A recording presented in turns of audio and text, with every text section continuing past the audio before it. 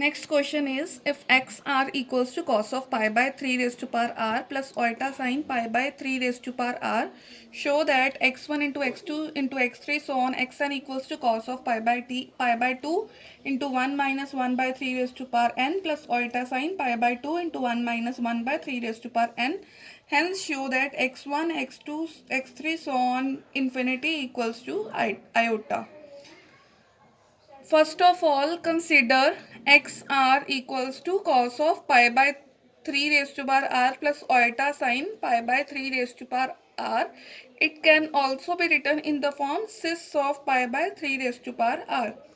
For solving this, take its left hand side x1 into x2 into x3 so on xn.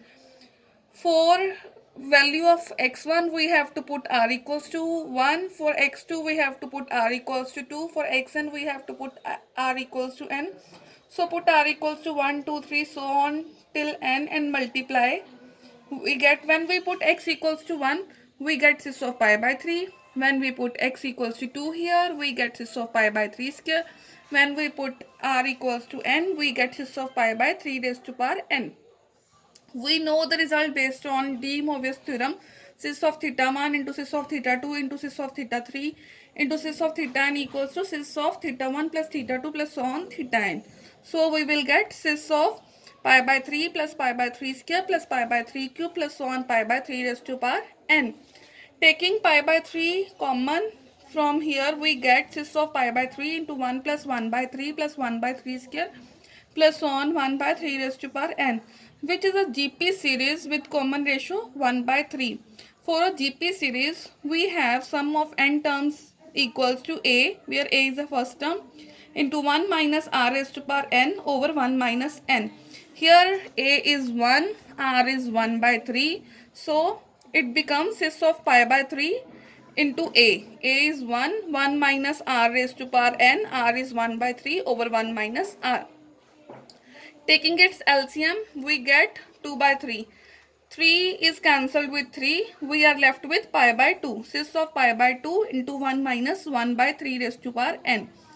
It can also be written in the form cos of pi by 2 into 1 minus 1 by 3 raised to power n plus iota sin pi by 2 into 1 minus 1 by 3 raised to power n. So first part has proved. Now we have to show that if n is infinity, is x1, x2, x3 so on up till infinity. So when n approaches to infinity, 1 upon 3 raised to power n means 1 upon 3 raised to power infinity. 3 raised to power infinity is again infinity. So 1 upon infinity tends to 0. That is, take its left hand side, we get x1 into x2 into x3 so on till infinity equals to, take limit n tends to infinity over here. We get limit n tends to infinity cis of pi by 2 into 1 minus 1 by 3 raised to power n.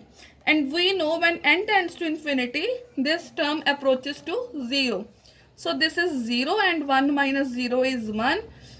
And we can write it as cis of pi by 2.